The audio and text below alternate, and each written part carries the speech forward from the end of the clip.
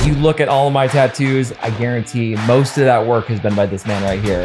Like, as a business owner, and like, does that ever become a barrier for you? How is it different versus me walking in versus you? 100% there's a difference. You know, and I know there's a difference. Yeah. But then it's not always negative. Though. Sometimes success is maybe simplifying sometimes, or backing down and simplifying life, because that can be successful too.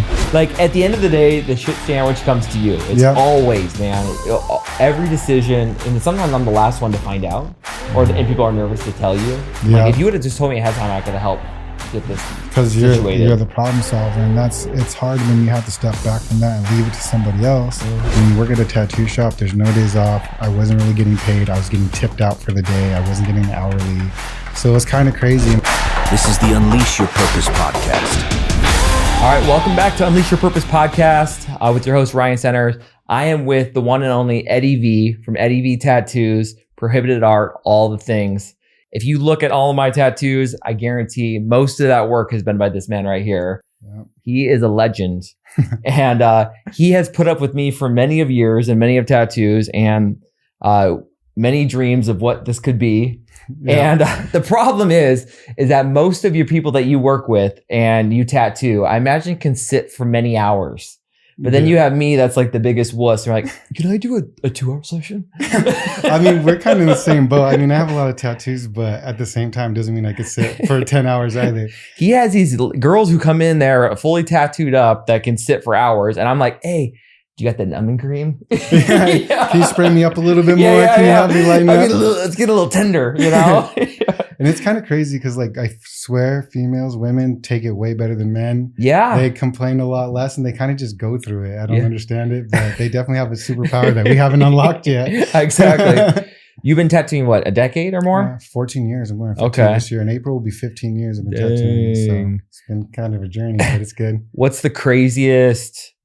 Well, 2 questions. Craziest client and then craziest tattoo you've ever done. Oh, man. That's tough. That's tough. It depends on how you say crazy. Like, not my own personal client, but I had like other people have clients that were either way over eccentric about how it hurts and things like that, or some people just requesting weird tattoos. And like, what's the weirdest thing you've tattooed? There's so many. There's so many. I mean, they're so simple. There's some simple things that would be weird, like a fork and spaghetti. Like, I would never get a fork with spaghetti tattooed on me. It sounds so random, but like people get things like that. Yeah. And then there's just stuff like just borderline I would never do. Like, some girl was getting like a whole bunch of serial killers' signatures and stuff on her. And I was just like, I'm like, that's a little too much. I can't. I'm like, that wasn't my client, but it was another client. And I was like, I told the artist, I'm like, don't post that. Don't. No. Because I'm like, it just builds a reputation for you in a negative way. Yeah. And like, people might think you're into that stuff or something. Yeah. I'm like, this is a little too much, you know? Yeah. We were talking last time we were getting tattooed, or I was getting tattooed. We were talking about your clientele probably has shifted probably in the last 10, 15 years. Oh, yeah. It used to be almost not as, I don't know if mainstream is the right word for it, but yeah, definitely. I think mainstream's good. I think like shows like Ink Masters, what was it, like Miami Ink and things like that. Those what made it mainstream, made it more like everyday person type thing. Because like some people on the East and West Coast, like we get more tattoos. We're on the beach, things like that. Florida, California, a lot more tattooed people.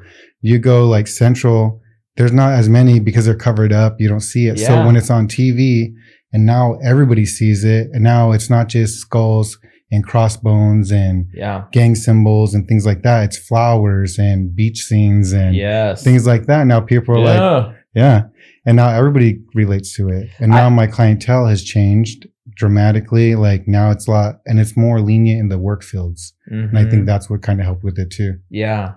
That's probably absolutely true. And you like, the artistry that has to be done with tattooing, it's not like just like, I remember I got my first tattoo when I was 19 or something, and they just slapped it on there and look good. Yep. Yeah, you pick it off the wall. Now, just something you've seen. Yeah, we're going through it back and forth for at least an hour or more, kind of. But you got your tablet out, and you're like taking multiple designs and layering it on top of each other. And I'm like, man, dude, this is taking a long time, but it's beauty, and it's building into what you want to be, like what you want personally. So it's more of a personal experience now. Where tattooing is like, before was like go in, get it done, get something and leave. and like just to say you got it type of deal. Like, all right, cool. I suffered through it. I made this milestone, you know?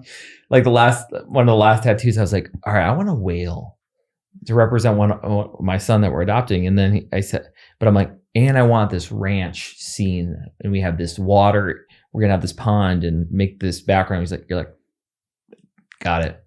And he just started getting to work. Yeah, but back in the day, they'd be like, we're not doing that. Yeah. Do you want a sailboat? Do you want an anchor? That's it, bro. Look at the wall. Yeah. Which one? Do you see it? Do you see a well with the beach scene on there? We're not doing it. Yeah. Well, that one makes you unique and have not just this huge following, but to get onto your schedule. Yeah. It's like an act of God. Yeah.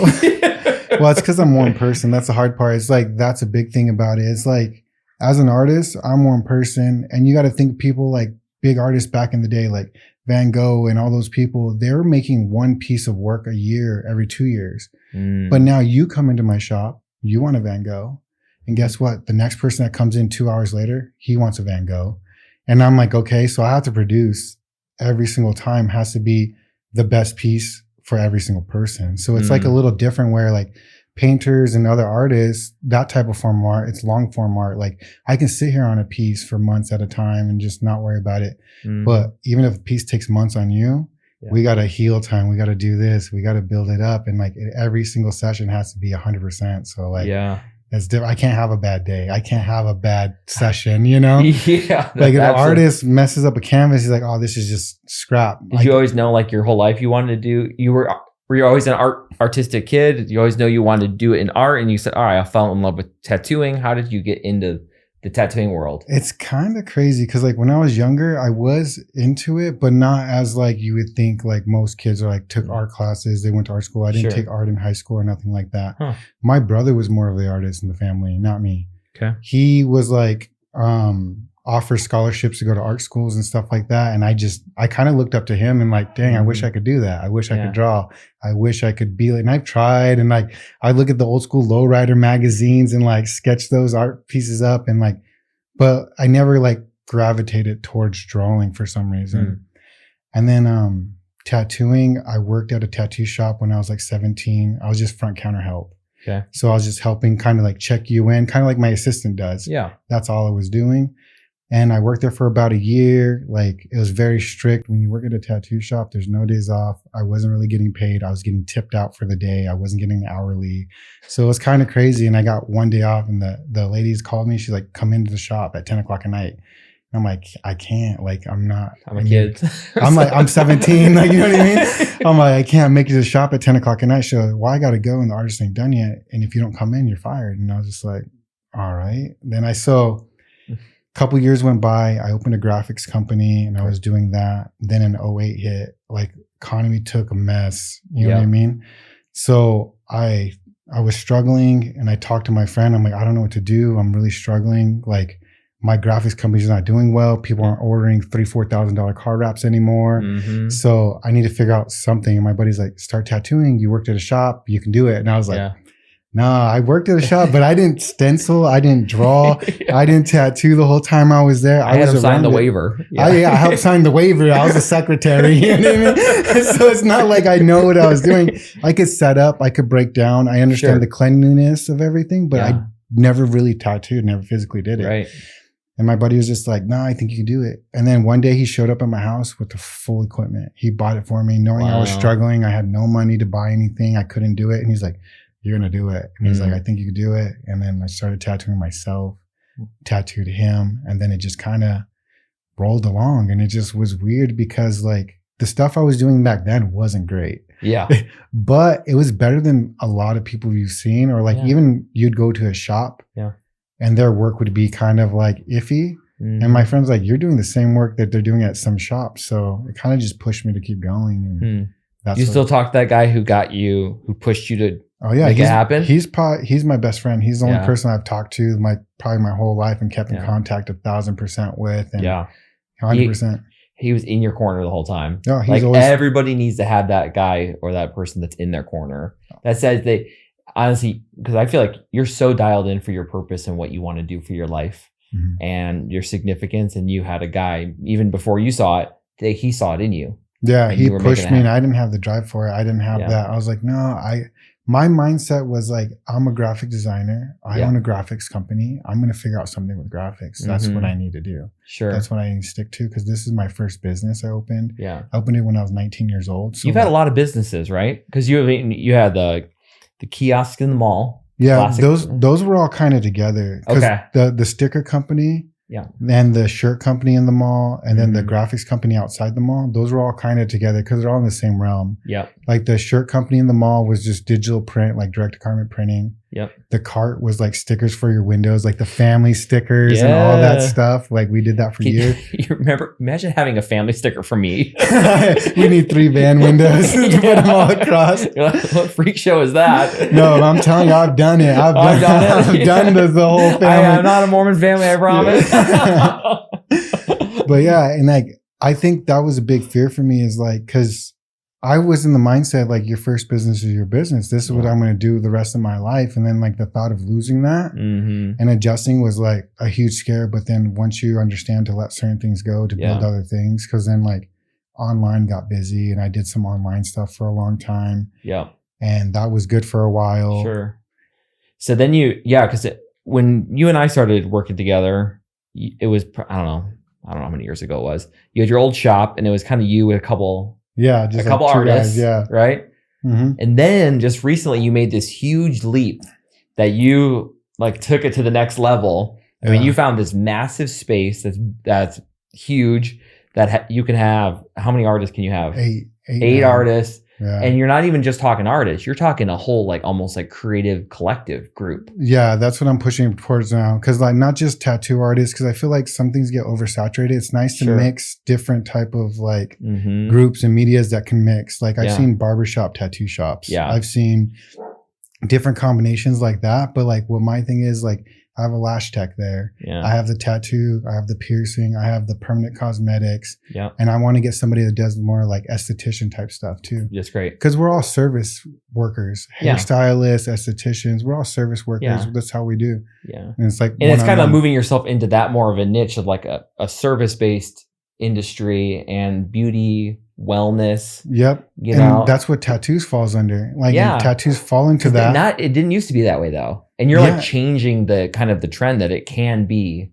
in an everyday thing. Because once it got into like permanent cosmetics and it was more of like that, and I like, okay, you can do this with that type of stuff. Or like for guys with hair loss, you can do hair pigment and you can do it to look like they have hair. Really? And like you just dot in, and that's a big process, but it looks like you have a clean shaved head all the time without, you know what I mean? So there's all kinds of different forms of doing it. There's girls that have cancer and they lose breast cancer, they lose a nipple. We can reconstruct your nipple on there and make it look like you have a nipple replacement. Things like that. So now it's more beauty. Now it's more medical. Yeah. And like, honestly, I was talking to somebody and I was wondering if I like can try to push the envelope a little bit and put it more like a psychiatrist type of thing. Because you're one-on-one, people vent to you, you talk to clients. Like imagine if I had a degree in psychiatry and I'm sitting tattooing people and I can help people. Yeah. Through that, and it's a form of release of instead of cutting yourself, things like that. Now you're releasing that and you're getting help at the same time. Right. So things like that. I think it's going to be a bigger future for tattooing and things than people think. I think what probably keeps you so busy is that you're very approachable. You make people feel comfortable. You create a clean space. It has not just dignity. You're hyper creative and the work stands on its own. As like, that's why you have such this massive following. But when people come there, they don't want to stop. And because you create like even though, all right, I've been sitting for 2 hours starting to get pain, but you're super intentional and thoughtful and you never make anyone feel uncomfortable. Oh yeah. Cause I want everybody to feel like it's like you're welcome there. Yeah. And that's a big thing. Like a lot of my artists I hire and I make sure they're in the same kind of group. Like as long as you're approachable and nice, cause a lot of clients come in and they say it's difficult to talk to an artist. Yeah. Look how I look. Yeah. And some people feel intimidated about that. Now you walk into a room with 5 people that look like me and you're by yourself. Oh yeah. And they got no tattoos or anything. Yeah. And then a lot of times when you go into shops, like these artists have this chip on their shoulder, like you're doing me a favor. You're not doing me a favor at all. You're my client. I'm in the service industry. Yeah. You're my boss. And a lot of artists seem to forget that because they're like, I'm an artist and I'm this. Yes. And I hold this standard and you do what I say because this is my art. This is my world. You did a cover up for me on this whole sleeve piece I had because I found this girl who had this amazing piece of art and I got their contact information, went there. This guy is like literally every 30 minutes leaving for 45 minutes to go get high, comes back, just draws it on with marker. He's like, you like it? I'm like, I don't know. It's good. It's one of a kind. And you're trusting him because you've seen his work and you're like, I understand this is how you do things. Yeah. But a lot of clients don't understand. Like, now imagine if that guy wasn't as good as he is. Yeah. And then I walk into a place and I say this and I do that. Then you walk away, you're like, oh man, now I'm walking away with something I didn't expect. So like, it's just it's more customer service. It is customer service. They're not customer service like that. And I was coming from companies where I own companies. Yeah. It's all based on customer service. Yeah. So now like, I don't look like everybody else. And people coming in, you have face tattoos and you go on vacation. I mean, like as a business owner and like, does that ever become a barrier for you? How is it different versus me walking in versus you? 100% there's a difference. You know, and I know there's a difference. Yeah. But then it's not always negative though. People always expect it's always a negative outcome. It's always a negative thing. It's not. There is a lot of negativity in it or a lot of just like uncertainty because like if you see my tattoos, they're not gang related and things like that.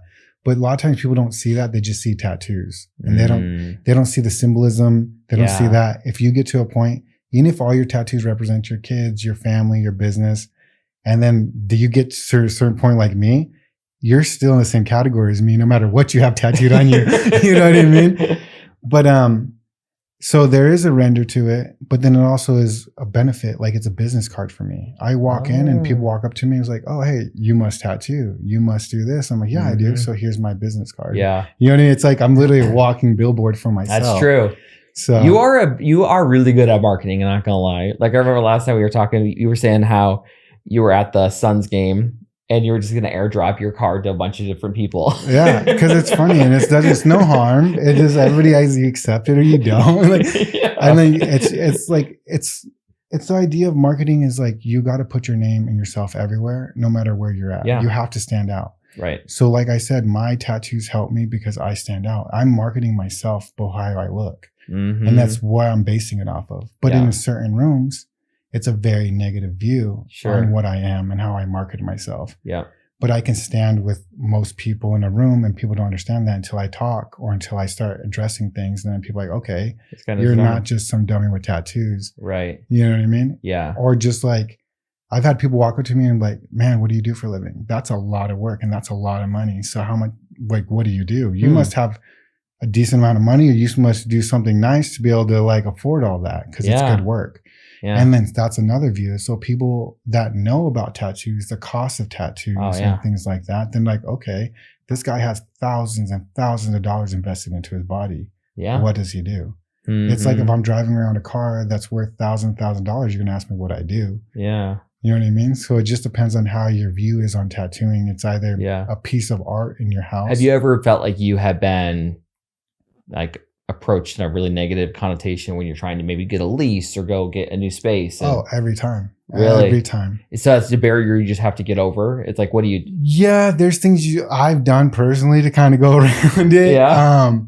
I don't meet people personally. I try to talk on the phone and everything like that before I even meet you because if I can talk to you first, your judgment of me is going to change real quick when you meet me. Because like, wait, I've already talked to you. Like, So that's a positive.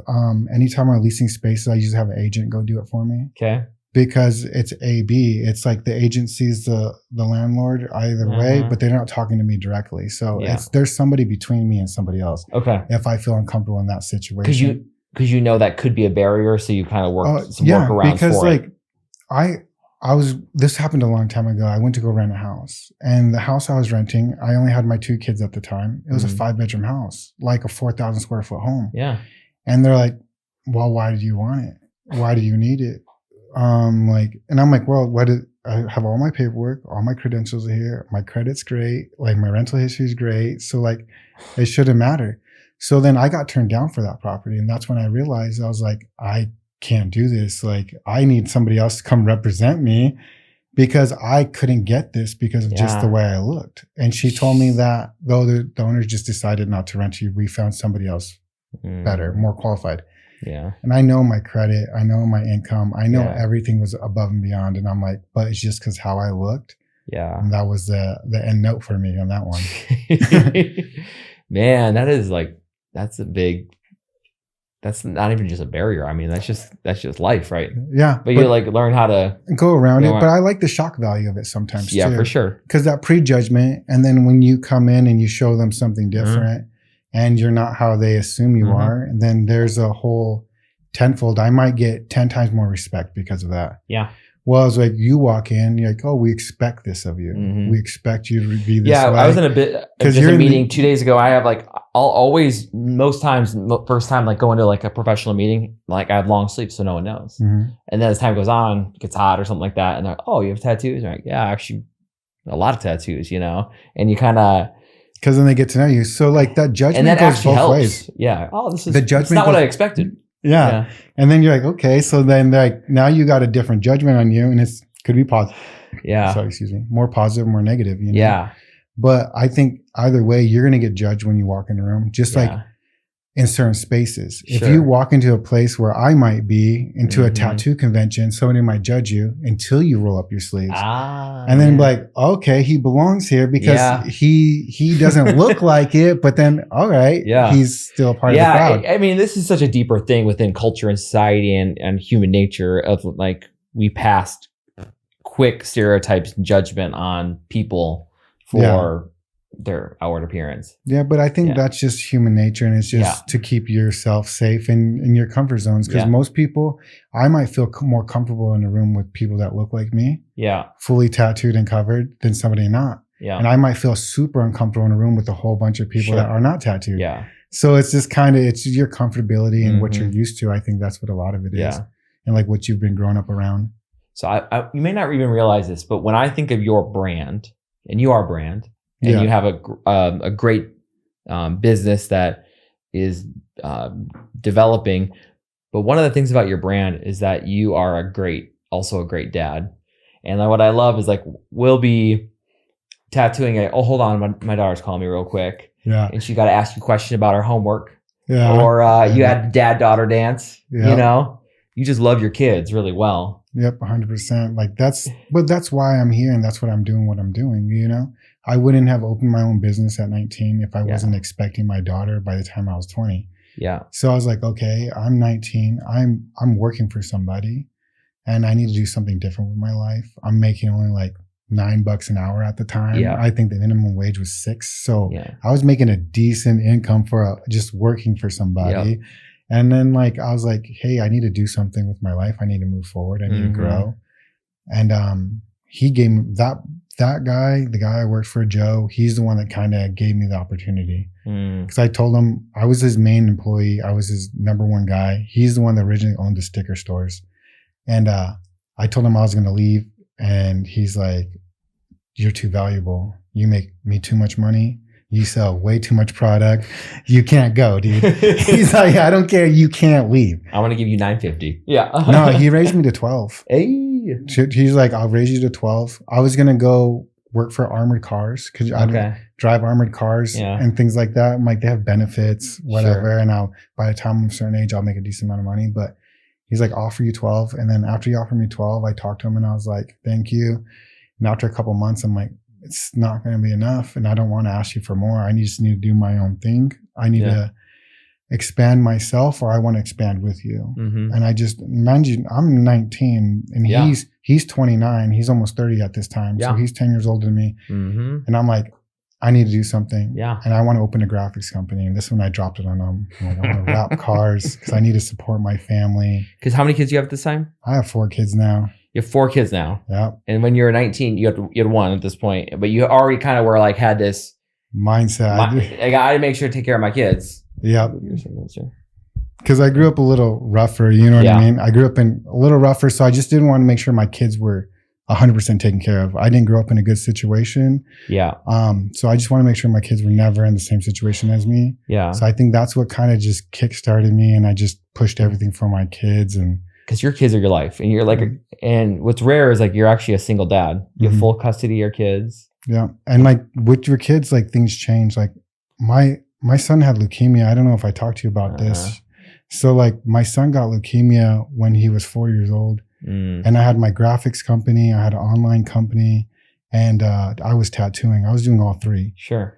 And I literally closed down. That's what happened to the graphics company, the online company. I shut everything down. Yeah, I remember that. And I had to be there for him. And so like that changed my whole life big time. That drove me more towards tattooing. And then like my younger daughters, like everything was good with my son. He's fully healed. He's 100%. He's 14 now. That's great. He's great, you know. But then I definitely reset with my younger ones because I have two younger girls now, like a 4-year-old and a 6-year-old. So, and I've been raising them by myself for the last 3 years. How did that all happen? Just a big situation with my ex. DCS got involved. She just wasn't a solid person. We're going through a breakup, and she got in trouble with some stuff, and then they were threatening to take my kids from me and her. It was a whole situation. And at the end of the day, like I passed everything. She couldn't pass all the tests and things like that. So I landed me with full custody with my kids. And and she was supposed to get them and go through these courses and get them back. You know how that goes with some of these parents and the struggle with them and trying to do that. So I landed up with full custody. I've been raising for 3 years by myself now. Wow. And then plus with the business, it's been kind of crazy, but it's been crazy. But like, I think like, man, applause to you. Cause one, like I always know, like we'll text about, hey, move the appointment. Like, oh, I got to drop off my kids at school. Oh, I got to get out of here to pick up my kids. So you're able to, as a single dad, build your business and your life, or build your business around your life. Yeah. And that's the best part about being the owner or being self-employed is be able to adjust my schedule. But at the same time, there's only so much bending and adjusting you can do, you know? Yeah. I don't want to lose all my clients by constantly trying to cancel or reschedule. So it's a tough balancing act. And then one thing changes in this balancing act and you're trying to rebalance, and you know how that goes. How do you balance out being a single dad and business owner? Like, what are some of the strategies you do? Wake up at 5 a.m. every day. When you want to sleep till 8? And then the thing is, my kids all go to different schools. So I'm driving 3 different... You're like Mr. Mom. You're doing a dad-daughter dance. Then you're coming up and tattooing. And then I got to get my numbing cream on. And, you know, you got and drawing, time for designing, for my personal life, time for cleaning, picking up my whole house. Like just in the basic things of just having a partner that's there full time is just helping with little things. If I'm working 100% of the time, somebody's helping me at home or driving to an appointment or dropping something off. But then I'm grateful for my family. They do help me. My mom helps me a lot. My brother helps me a lot. My older daughter does help me a lot. Yeah. So without that support system, it literally takes a village to raise kids. And totally.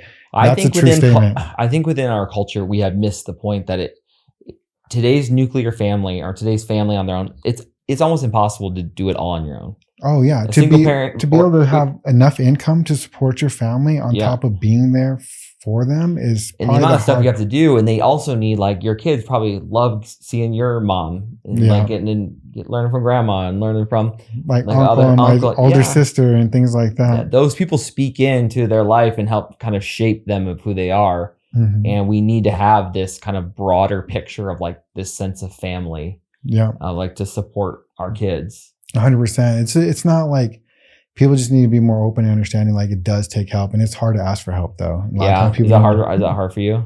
Oh, 100%. How come? Because I think a lot of it I've just been so independent, and I'm the type of person everybody asks me for help. Yeah. So it's hard. Who do I ask for help? And you understand you're in that position a lot of times. It's like at the end of the day, you're the final answer. You're the person that has to fix the problem. Yeah. You're the person that has to eat the end of the cake or whatever it is. You know what I mean? Like at the end of the day, the shit sandwich comes to you. It's always, man, every decision. And sometimes I'm the last one to find out, and people are nervous to tell you. Yeah. Like if you would have just told me ahead of time, I could have helped get this because you're the problem solver, and it's hard when you have to step back from that and leave it to somebody else because you're like, are they going to be able to handle it? Are they going to understand it? And then like at the end of the day, are they going to do it how you want it done? Yeah. Or how you need it done or how you believe it needs to be done. But that's the hard thing, is letting go of that control as that type of person, be able to ask for help and allowing that help to happen. Right. Because like there's times where I'm just like, I want help, but it's not going to be the help I really want or really need. So I'd rather just stress myself out tenfold and take it on besides put it on somebody else, you know? Yeah. Because then I don't want to get upset if it's not done. How do you release the stress and everything? Get it on the tattoo? It's working. Tattooing's my getaway. And it sounds weird, work's my getaway. I'm a workaholic, and it's kind of a bad thing. No. And it's kind of a good thing, but it's both. Yeah, I mean the podcast is like in what I'm trying to discover myself and also help other people is that when you unleash your purpose, when you figure out what you're built for and what you're designed to do, like work will there'll still be grinds, there'll still be annoying parts of the job, but it's not that it doesn't feel like work, but it feels purposeful. It feels like, oh man, this is a release. Oh, that was a good day. Yeah. You know what I mean? I think I get that by like my clients. And I think that's why I'm like so like happy with this type of job. Like customer service, I just check you out and you take a t-shirt home. Yeah. There's nothing involved in that. Right. There's it's just a transaction. Just a transaction where this is more personal. Like this is on you forever. And I want to make sure you're happy with it. And like, I like you walking away stoked about it. Yeah. It makes that job so much better for me. Yeah. It's so, I mean, it's so interesting to me about you. And you're like a mystery to me in a lot of ways because like for me, my faith is like a very central part of my life, and it like drives so much of what I do and why I do it. And when I'm around you, I just feel, I experience that. It's like you have your character and your altruism and your care for other people and are present with other people. Like your faith journey is probably different than me and belief system is different, but like where does that come from and how does that play into like who you are? Why I do what I do? I think a lot of it is just my personal life experience, things I've been through, people I've been around. Somebody gave me the chance. You know what I mean? Somebody gave me an opportunity. Why can't I give somebody else the same opportunity? And like a lot of people ask me like, this is my kids. Like 100% is my kids. If I didn't have my kids, if I didn't have that, like what would really give me the drive to wake up and do this every day? Yeah. If I just had to take care of myself, I don't need much. Personally, I don't need much. I grew up with like nothing. So like, I know I don't need it. Yeah. The only reason I have it is for them. It's for their comfortable, for they don't have to worry or want or need. So like, I think my faith is just in my family. Like I have FOE, family over everything, tattooed on me. Oh yeah. Because that's my drive. Like that's my goal, is like just to make sure they're good. And like there's nothing else that really pushes. I don't know. There's nothing else that really pushes me besides like, I just want to make sure they're always comfortable and they never are in the position I was ever in. So what does success look like if you would define success?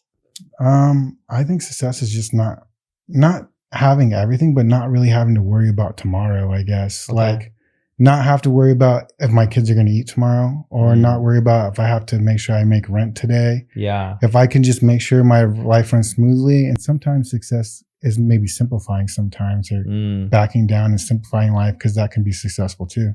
Yeah. You know what I mean? That's good. Yeah. For me, I think as a maturing part, and we both have a bunch of kids, it puts things in perspective that success and significance is more than just money. It's not material. Because like I remember like when I was younger and I'm like, I've always wanted this t-shirt or this pair of shoes. You get those shoes and you're like, I've always wanted that car. You get the car, you drive it for a couple of weeks and you're like, yeah. And you're like, wow, this is what I've wanted so long. It might even take you years to get that object or that thing. Yeah. But at the end of the day, it doesn't fulfill anything. Yeah. Like I more live life on experiences, not objects. Totally. I want to take my kids out to do things. I want them to take experiences, because that's the thing you're going to hold for you forever, like with you forever. That's right. I've honestly tried this recently and I've shared this before, but I'm trying to create these experiences for my kids now. So we have like these, we call it tech-free Sundays. So Sundays, no technology. First I hated it, but now I love it. And it's like little moments where we're present with our kids. So even this Sunday, we went and play pickleball and went to the driving range, and I let one of my kids drive the golf cart, and they thought it was the coolest thing ever. I'm like holding on for dear life, you know? And then like, I don't know, getting to cook with your kids. And then my one son wants to play chess. So it's like, I played 3 games of chess and my brain hurt so bad because I could not beat this kid And he got it. Yeah. Like, I'm what the heck? You've been playing chess on your phone for hours, haven't you? He's on the downtime. I know. But it's definitely all about moments. Like at the end of the day, like I don't know if you ever heard the story about the Mexican fisherman. Have you heard that story? No. So the guy's on the beach and there's this Mexican fisherman. He's like, I just go fish, catch enough fish for me and my kids and my family for the day. We just live on the beach in a hut.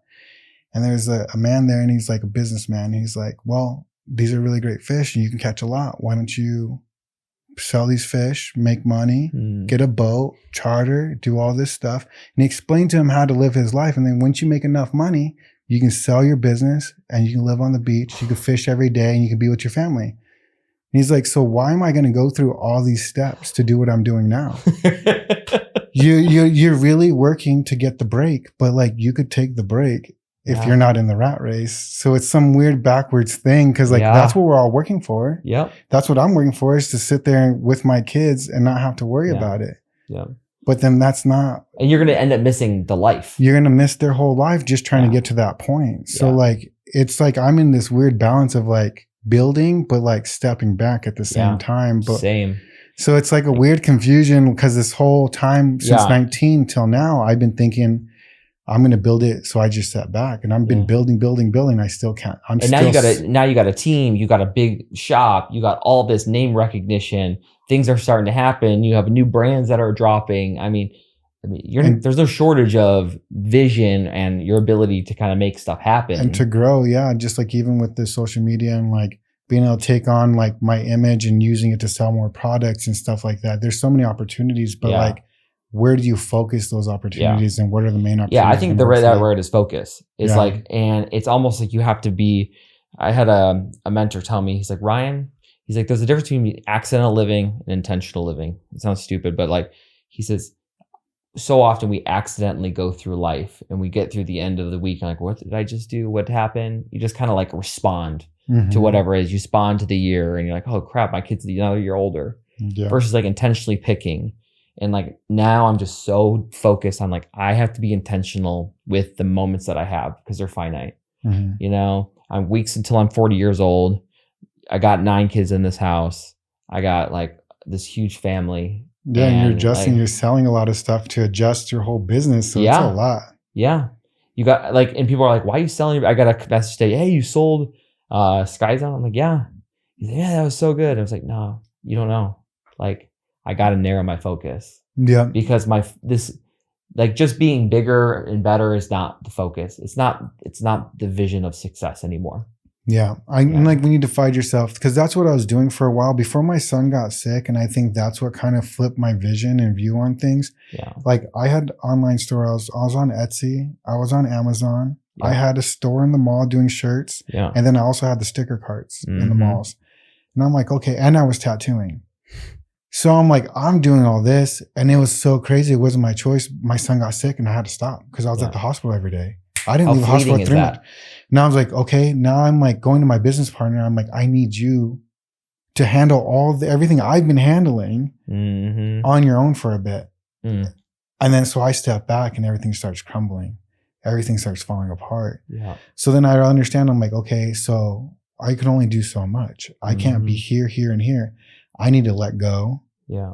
But I got to understand if I let go, it's going to benefit me in the long run. I let go of the shirt shop. I let go of the sticker place. I kept the online, which was not selling anything. Like I was going from 20 sales a day to 5 sales a week. And I don't know what happened. When my son got sick, my Etsy just stopped selling. My store was doing horrible and everything just kind of fell apart. So I was like, okay. Talk to my business partner. I'm like, you keep the carts, you keep the shirt store. I want the online because I can do that anywhere. Yeah. And I'm just going to tattoo. I'm like, we'll split partnership. You take half of it. I'm just going to take the online because I built that. And it was only, like I said, 5 sales. For 3 months, I was focusing on my son. I wasn't focusing on there. When I get off of work, tattoo, go home, make a couple orders, and then go back to the hospital. That's all I did for 3 months. And then after my son started kind of getting out of the hospital and just doing the treatment, I really started focusing on the online stuff and like, what's going on here? Why did my sales crash? I went through an email 3 months ago. I had to just upload a picture of my face and fill out a bio. And that was it. My business partner overpassed it, didn't see it. It took me 5 minutes. The next morning, I hit send. The next morning, Ryan, I woke up with 50 sales in the morning on one day. Oh my God. And tell me, I was just like, Lit. I was struggling. I was about to lose my house. I was about to lose everything. And I'm like, dude, I don't know what to do. And then all those sales went in and I was just like, oh my God. What'd you learn from that? I sacrificed a lot for my partner when he wasn't sacrificed for me. I learned to like not put faith or trust into other people and kind of do things on your own and like just really focus, like you said, intentional. Do you find like do you have people that you can trust fully?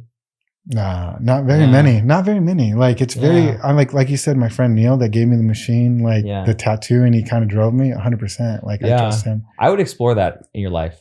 Yeah. Like I love you as a brother. Like there has to be some moment where there's a place where you can start to be able to not just trust others, but like trust something more. Because for me, I probably didn't have the same upbringing, but it's probably in the similar vein of your life. And I was pretty we needed to run away from Michigan because of drugs and all this other stuff, and probably could have been in the same spot you were in. But I needed and now on the other side, like I've learned that so much of my life was a lack of trust in other people because I was just really protecting myself. I didn't even have emotions. I didn't even know what that was. You know? Yeah, no, I get that part. Like, and that's a big thing about like my business. I try to make every like person that comes and works with me feel like they're at home. Yeah. Because I want them to feel trusted. I want them to feel welcome. I give them a key. They have their own alarm code, but it's to a certain extent. I still have cameras. I still know who's in and out. Yeah, I still know what's going on, but I still give you the trust to see what happens. And like there's people that I've done that for and they've burnt me right away. And like, you know what I mean? But there's people that have done it that's never burnt me. We still have good conversation. Everything's great. You know what I mean? And one of my employees like, that's crazy. You just gave me the key and stuff. And I'm like, well, what are you going to really do? Yeah. I'm like, you're going to burn me for $100, $200, and then it's not worth my energy or time because I'm going to give you a lot more than $200. You know what I mean? So if that's your choice, and then I understand where your path is, and it shouldn't be with me. Right. You know what I mean? I give people that trust. You're extending that trust. Yeah. You're extending trust. I'll extend the trust. You extend the trust. And I'll see what they do with it. Yeah. You know? So it's like trust, but verify. Like I want to verify that. And being able to trust others is probably it's a weird balance. I mean, even in the tattoo industry, there's a lot of characters, you know what I'm saying? Sure. Like there's a lot of artists. So you're dealing with like eccentric, not always, but a lot of eccentric, big personalities, highly creatives people. And like, they're very driven to themselves. They're very independent, but not at the same time. Because like what I try to understand is like, if you were fully independent, you would have your own stuff. Yeah. So there's a certain independence that they want or feel like they have, but then they really don't know how to run it and they don't know how to manage it. So I'm like, it's a weird thing. So like they get emotional if you try to tell them how to do something or try to explain to them why you do a certain way. And it's like arguing with somebody else that runs another company like you do. And you're like, you're trying to run your own company and I get it, but like, this is still my place of business. That's so things have to be. Are you always this even keel? Do you ever get pissed? Yeah, I know. Everybody asks me that. Like, you're so calm, man. You're so like. When does your lid get flipped? When does like the angry Eddie V come out? I'm a Virgo, so it's like one of those things. It's like it's a switch sometimes, and it's not like you know. But it takes a lot. It takes a lot to get. Or like your level of crazy in life has been so high. So for me, I'm like why? One of my staff said, "Why aren't you pissed off?" I'm like, dude, the amount of crazy that I've already had today. This is very minute. Yeah, this is not the end of the world. And that's what I try to explain to people. Like, why are you so calm? I'm like, because I've been through worse. Yeah. Like your only worst situation is the worst situation you've been through last. And that's why I try to explain to somebody like your worst situation might have been you stubbed your toe last week, but the other guy got his foot cut off last week. So who's really in the worst situation? Yeah. Like, and then the other guy lost his whole leg. So like who's really complaining? So you can't really complain about the situations you're in, you know? Yeah. So one, I honestly think that this podcast is going to blow up because so many people can relate to your story. You're able to have perspective and humility, but still be a freaking stellar business person, creative, care for your family. I mean, you're like a unicorn, man. But you have this aura about you that people are attracted to. This energy and this vibe. And like, for me, I'd be like, oh, it's God in you. It's whatever it is. It's in you. It's like, there's something so deep and profound in you that attracts people to that. I think it's like too, is like my career helps with that. Like me being able to talk to a lot of people. Cause I was a really big introvert. Like I'm the biggest extrovert, introvert at the same time. Me and you one-on-one. Yeah. I'll tell you my whole life story. I don't care. I'm an open book. Yeah. But you put me in front of a stage in front of people and there's a whole different story. Oh man, I got to stretch out. I'm ready to go. I don't think I could do this. And everybody's like, you're so outgoing. You're so this, but like, I'm really not. I'm very like set back and like my circle's very small because of that. And I don't know why. It's not like I don't want to expand myself out. I think it's that trust and like allowing people into my circle. So my last question I ask a lot of guest says, so at the end of Eddie's life, what do you want to be remembered for? That's just like what you said, like just hardworking, there for my family, just a really positive person. No matter what you've been through, is like you can change your whole life in a sense. Like it's kind of just the view of, I just want to change the view of people have like on people like me and things like that. And I think if I can make a statement and like just adjust a handful of people of like how they think, that's going to make a huge thing for 1,000 other people and open a whole different like world of opportunities for a whole different group of people that people won't look into normally. You know what I mean? Invest into people like you normally don't think you'd invest in. Like I open my door and I invest into people. Like you're a new artist, you're brand new, and I've been doing this for 15 years. Like, yeah, I'm better than you. Yeah, but I see your potential. That's right. And I'm like, I see where you are and where I was in, and you might be 10 times better than I was at 6 months. So I see that potential, but a lot of times people don't see it in themselves. That's right. Like I didn't until my friend pushed me and like he gave me opportunity. Yeah. And that's what I want to do for other people. Wow. That's powerful. People need to rewind that and actually listen to that last 30 seconds. Because it's a big, dude. It's a big thing because like a lot of times people don't get those chances, you know? And somebody gave me that chance and then I just jumped on it. Yeah. And what people need to hear is that your part of your story and your hurt helped propel you and was the fuel that you wanted to help other people and give other people a helping hand up. 100%. I don't regret anything, how I grew up, the experience I've been through my whole life. I feel like if I didn't go through that. You're not this victimhood mentality. You're like, I don't have that. It's like, I appreciate those moments, the bad and the good, my son getting sick, me getting full custody of my kids, things like that. Those were the most worst moments in my life. Worse than how I grew up, worse than anything else. But like, that's what drove me to like keep going. It's like, I can't give up. Like I thought my situation was bad. His situation was worse. My kids are growing up without a mother. That situation is worse. You get what I'm saying? So it's just a whole thing of like, you can't self-pity things you've been through because somebody's been through worse. And like, so you got to just go on with that, you know? It's crazy. Thanks, man. Yeah, this is going to help. This is going to help a lot of people. Yeah. You need to realize that like your story and your testimony is going to help a lot of people. Yeah, I hope so. Honestly. Oh, it is. Because like you really don't know what people are going through. Like when my son was sick, it was the craziest thing to me. It was like I was telling you, like you walk into a room and your whole world's crushed, but everybody's just walking by and going about their normal day, and you're like, "Well, I just found out the worst news of my life," but everybody's just normal and passing by and just doing their thing. So he could have had something crazier happen to him, and I think I'm in the worst situation, you know, but. His son might have just died. Yeah. So it's just like, okay, what do I do? What a perspective. Like, and what a gift that you have. You have this beautiful perspective that you can share with other people. But that you need to know, like tattooing is probably not your purpose. It's your tool to what you're doing right now.